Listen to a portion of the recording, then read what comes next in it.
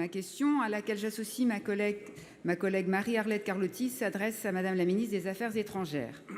Madame la ministre, alors que la guerre se poursuit en Ukraine et que les populations civiles continuent d'y vivre sous les bombardements incessants, nous nous interrogeons sur la stratégie du gouvernement en ce qui concerne l'accompagnement à la nécessaire reconstruction de ce pays ami. Ces derniers mois, les bombardements russes ont en effet particulièrement ciblé les infrastructures civiles. Le barrage de Kakhovka est malheureusement le dernier exemple en date. Ces bombardements désorganisent le pays, affectent le quotidien de millions d'Ukrainiens, amoindrissent leurs conditions de résistance et soulèvent la question de la reconstruction. Si le gouvernement français a apporté un soutien financier à l'Ukraine, il n'a pas précisé sa stratégie en matière d'accompagnement des autorités dans le rétablissement des services essentiels à la vie quotidienne de la population. Quel secteur allons-nous prioriser? Avec quels moyens? Dans quel cadre? Certains pays de l'Union européenne sont d'ores et déjà présents pour appuyer les efforts du gouvernement ukrainien dans de nombreux secteurs d'activité. La France n'est pas, pour l'instant, au rendez-vous. Pourtant, des opérateurs nationaux, notamment privés, se sont dits prêts à s'engager en faveur de ce pays allié, à condition que la zone rouge soit au moins partiellement levée. Cela rendrait possible leur action dans un contexte relativement moins incertain. Est-ce envisagé et sous quel délai? Au-delà, nous voudrions également savoir quel est le mandat donné aux opérateurs publics, comme Expertise France ou l'AFD, afin qu'une action concertée soit réellement possible.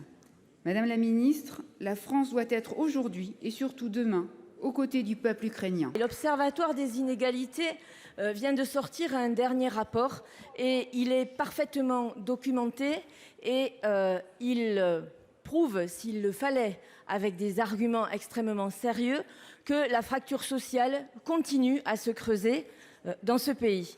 Les ouvriers et les employés, qui représentent 20% des Français, ne voient pas leurs conditions de vie s'améliorer et, pire encore, ne voient pas des perspectives d'avenir pour leurs enfants, et ils prennent de plein fouet la réforme des retraites qui les pénalisera à eux en premier. Nous n'y reviendrons pas. Nous voyons arriver là-dessus le projet de loi plein emploi. Alors certes, dans ce projet de loi, il y était question, nous avions entendu parler de travail obligatoire pour les bénéficiaires du RSA. Cette mesure ne figure plus dans le projet de loi. D'abord, elle était complètement incongrue et ensuite, elle était de toute façon impossible à mettre en œuvre. Il n'empêche que nous pensons très fortement que ce projet de loi servira à stigmatiser les plus pauvres d'entre nous. Il jettera l'opprobre une fois de plus sur les plus pauvres d'entre nous, parce qu'il est simpliste de penser qu'on pourra mettre à l'emploi des gens qui en sont aujourd'hui le plus éloignés, parce que ceux qui restent aujourd'hui au RSA sont ceux qui sont les plus éloignés de l'emploi. Donc, Monsieur le Ministre, moi je vous demande simplement quelles mesures vous allez prendre dans les mois qui viennent pour enfin prendre en compte cette question de la fracture sociale sans pour autant toujours stigmatiser les plus pauvres. Monsieur le ministre, je partage ce que vous venez de dire, une fois n'est pas coutume, parce que le rapport de la Cour des comptes est parfaitement explicite et nous savons que là, dans une mesure assez importante, l'inclusion ne fonctionne pas. Mais dans votre projet de loi dont nous aurons l'occasion de discuter, j'ai vu certaines mesures dont je ne comprends pas bien l'utilité. Je n'ai pas vu de moyens supplémentaires et je crains qu'on ne confie l'insertion des bénéficiaires du RSA à des personnes qui ne les connaissent pas parfaitement, qui ne connaissent pas suffisamment ces publics. Poêle en téflon, textile industriel, emballage alimentaire, les milliers de PFAS sont partout dans notre quotidien. Malheureusement, ces molécules quasiment indestructibles sont également présentes dans les rivières, l'eau de pluie, les sols, l'alimentation et le lait maternel. Est-on face au poison du siècle? Je viens de la région la plus exposée à ces polluants éternels.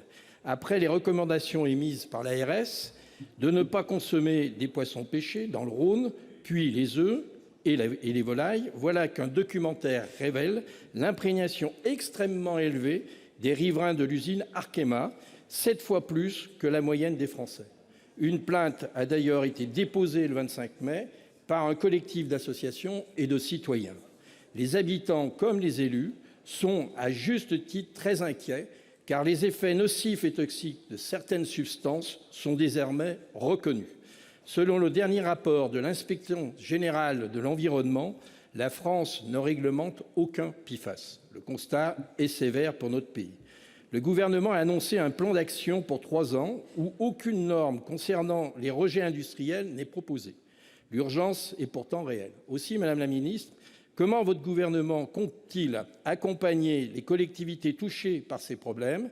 Qui paiera la dépollution des sites contaminés? Et à quand une vaste étude d'imprégnation sur les populations locales? J'entends bien, surveiller c'est bien, agir c'est mieux. Et il me semble que si des démarches sont lancées au niveau européen, on n'est pas obligé d'attendre la fin de ces démarches au niveau européen. Je prendrai le Danemark.